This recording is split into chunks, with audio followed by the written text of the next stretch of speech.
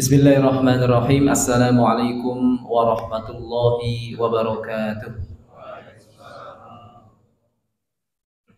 Innal hamdalillah wassalata wassalama ala Rasulillah wa ala alihi wa ashabihi wa man walah.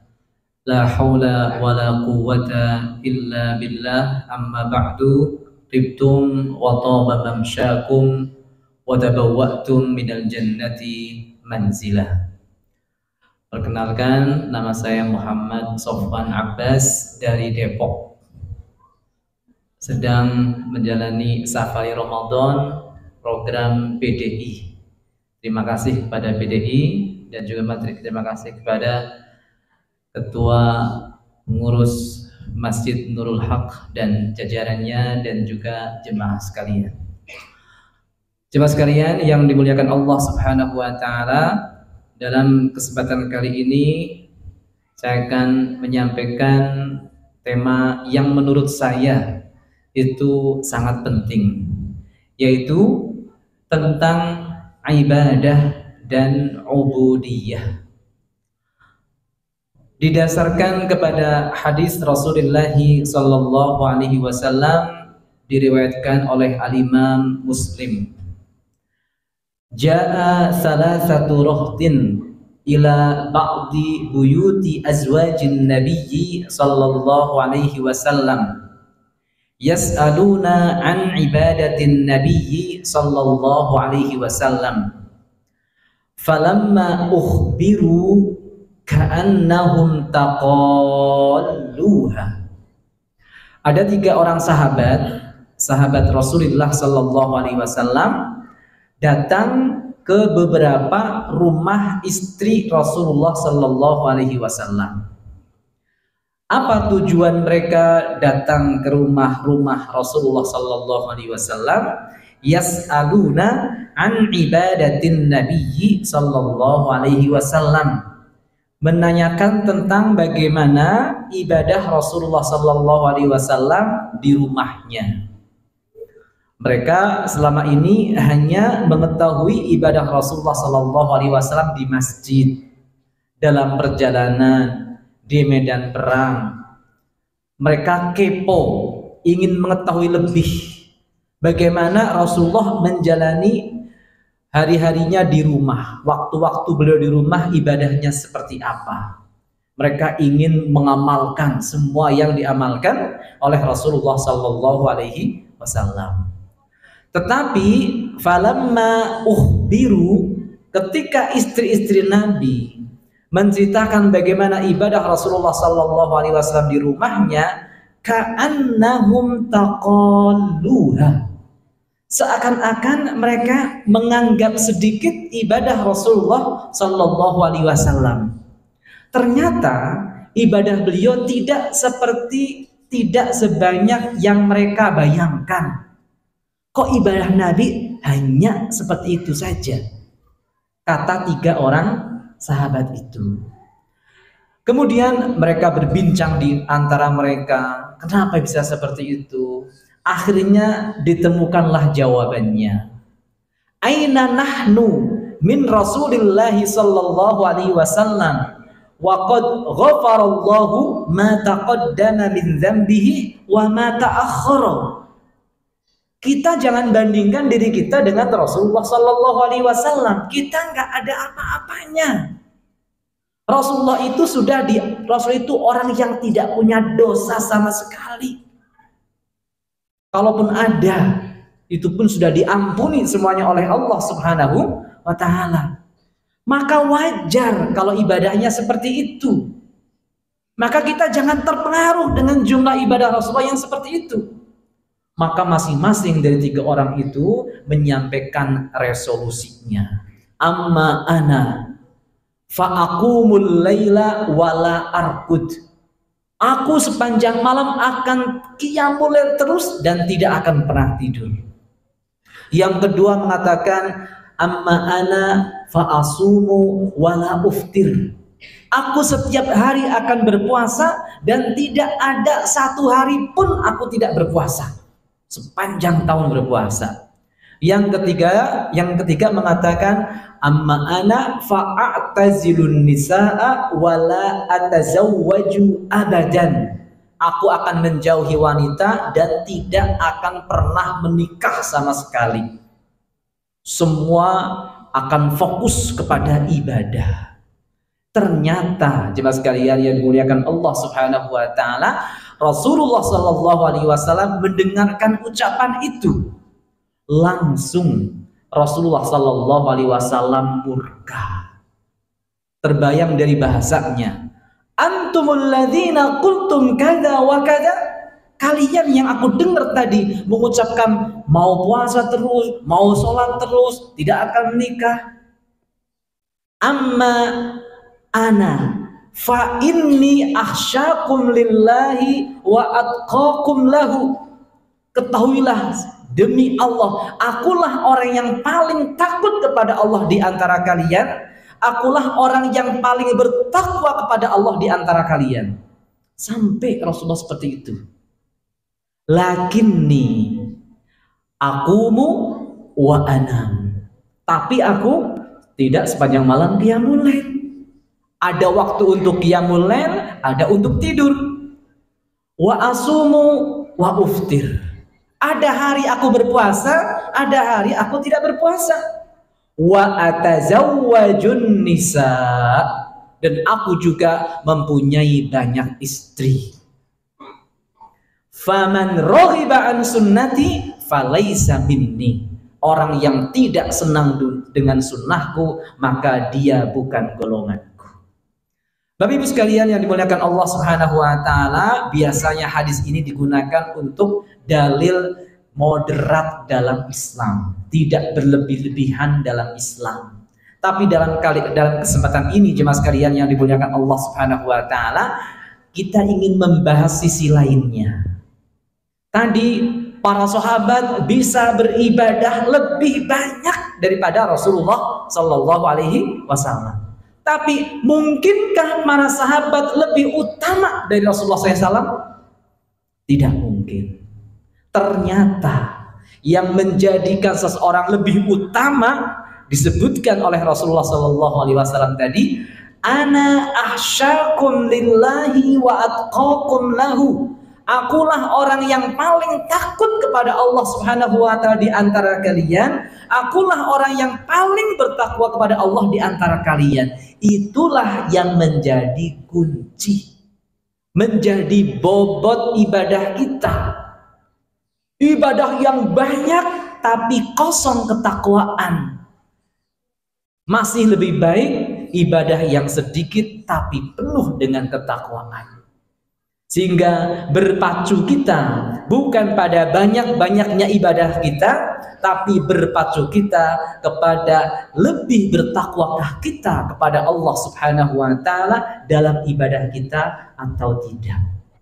Itulah yang dinamakan ubudiyah. Ubudiyah itu ruhnya ibadah. Kita sholat, ada rukunnya, ada syaratnya, ada bacaannya. Itu ibadah.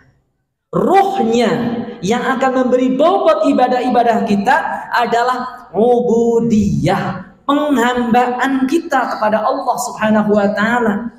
Rasa takut kita kepada Allah Subhanahu wa taala, ketakwaan kita bahwa kita menyadari diri kita kecil, kita lemah, kita miskin, kita bodoh. Kita bodoh kalau tidak diajari oleh Allah Subhanahu wa taala. Kita lemah kalau tidak dikuatkan oleh Allah Subhanahu wa taala. Itu harus kita hidupkan, kita hadirkan perasaan-perasaan seperti itu. Itulah yang buat kita lebih utama.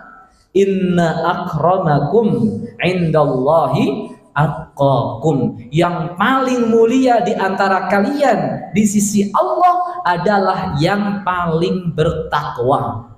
Paling kuat mewujudkan sisi ubudiyahnya dalam ibadah-ibadahnya. Dan jemaah sekalian yang dimuliakan Allah Subhanahu wa taala, yang dinilai oleh Allah juga ubudiyahnya. Ada ulama memberikan gambaran, kalau ibadah kita banyak, itu ibarat kita panen. punya keranjang yang banyak.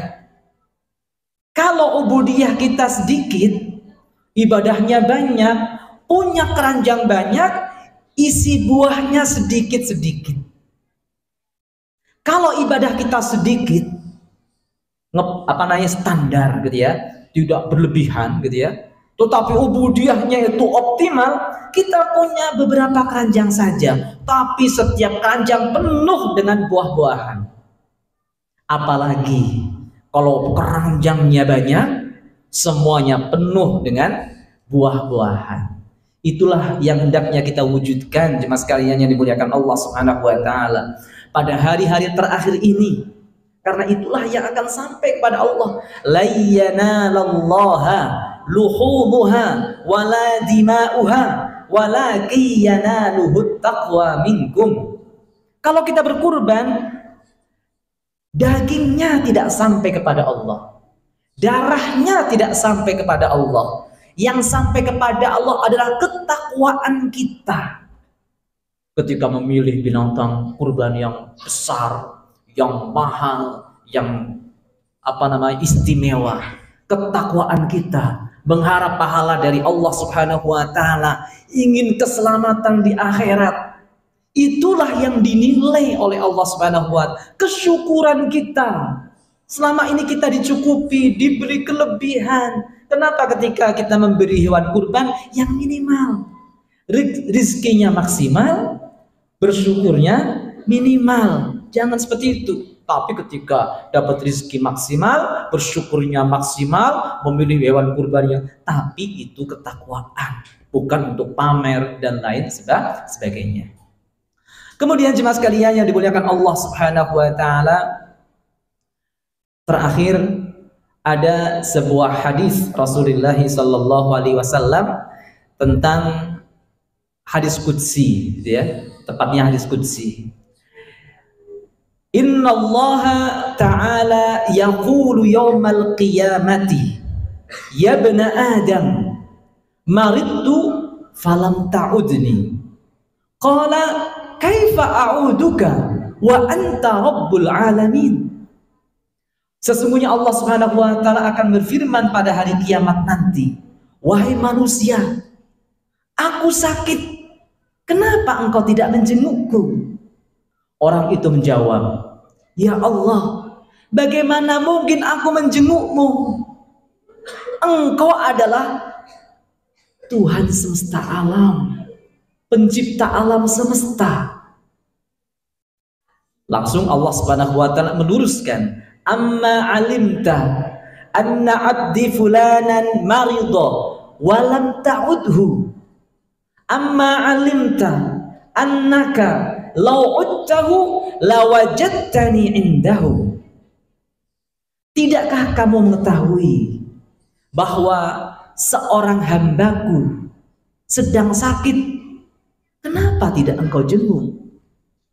Tidak tahukah engkau jika seandainya engkau menjenguknya, engkau pasti mendapatiku bersamanya. Biasanya juga jemaah sekalian yang dimuliakan Allah Subhanahu wa taala, hadis ini digunakan untuk fadilah, keutamaan menjenguk orang sakit. Tapi dalam kesempatan kali ini dibalik. Fadilah, keutamaan sakit. Sakit ternyata ada keutamaannya, jemaah sekalian. Sakit itu kita sedang disetting oleh Allah Subhanahu wa taala, direkayasa sedemikian rupa supaya ketika kita sakit itu kita lemah, kita ingat mati, kita banyak berdoa, kita tawakal, kita ingat nikmat kesehatan yang belum kita syukuri dan lain sebagainya.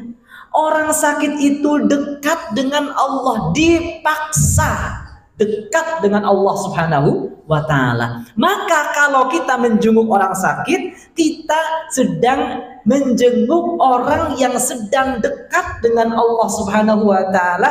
Kita pun ikut turut dekat dengan Allah Subhanahu wa taala.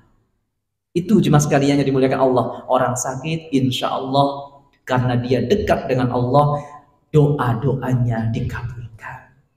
Karena ketika dia berdoa, dia tidak mengandalkan olahraganya. Dia tidak mengandalkan nutrisinya, dietnya. Enggak. Dia benar-benar Allah lah yang memberikan kesehatan. Allah lah yang memberikan kehidupan. Kalau kita makan cuma bisa berdoa, Allahumma barik lana fima razaqtana wa qina adzabannar. Bismillah, makan doang. Nggak tahu apa yang terjadi, semuanya terserah Allah Subhanahu wa taala. Karena orang yang seperti itu begitu menghambakan kepada Allah Subhanahu wa taala, dia pun dekat dengan Allah Subhanahu wa taala, doanya dikabulkan. Hal yang sama doa orang yang dalam perjalanan. Bukan orang kampung, gitu ya, orang dalam perjalanan, dalam kondisi repot, gitu ya, tawakal kepada Allah, doanya dikabulkan. Doa orang yang terzalimi, ittaqu da'watal mazlum fa innahu laisa bainaha wa bainallahi hijabun. Hati-hatilah dengan doa orang yang kau zalimi. Orang yang terzalimi itu merasa lemah, dia tidak bisa membalas, dia itu orang yang tertindas. Maka dia itu benar-benar mengadunya kepada Allah, maka Allah pasti akan mengabulkan, karena dia tidak mengandalkan siapa-siapa, hanya mengandalkan Allah Subhanahu wa taala. Dan kita saat ini jemaah sekalian yang dimuliakan Allah Subhanahu wa taala, berpuasa itu sedang dikondisikan oleh Allah Subhanahu wa taala untuk lemah. Maka lemah itu disengaja oleh Allah. Kita berpuasa, nggak ada nutrisi masuk di siang hari, kita lemah. Lemah itu disengaja supaya kita memohon pada Allah Subhanahu wa taala, tidak sombong dengan kekuatannya. Bahkan mohon maaf, mulut kita pun disetting bau. Supaya apa? Supaya nggak banyak ngobrol. Diam, tafakur, doa kepada Allah Subhanahu wa taala. Lemah tidak kemana-mana kelayaban, bau, supaya dia banyak diam, berpikir, muhasabah. Maka insya Allah jemaah sekalian yang dimuliakan Allah Subhanahu wa taala, masih ada kesempatan yang alhamdulillah cukup panjang untuk memperbaiki ibadah-ibadah kita, untuk memenuhi keranjang-keranjang ibadah kita dengan buah-buah ubudiyah. Aqulu qouli hadza wa astaghfirullah li wa lakum fastaghfiruhu innahu wal ghafurur rahim wal afu minkum. Wassalamu alaikum warahmatullahi wabarakatuh.